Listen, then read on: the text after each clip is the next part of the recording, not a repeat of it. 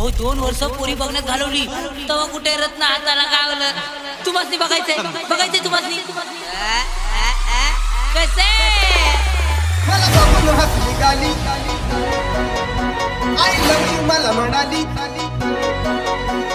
सटी किटी टट टट टटी किटी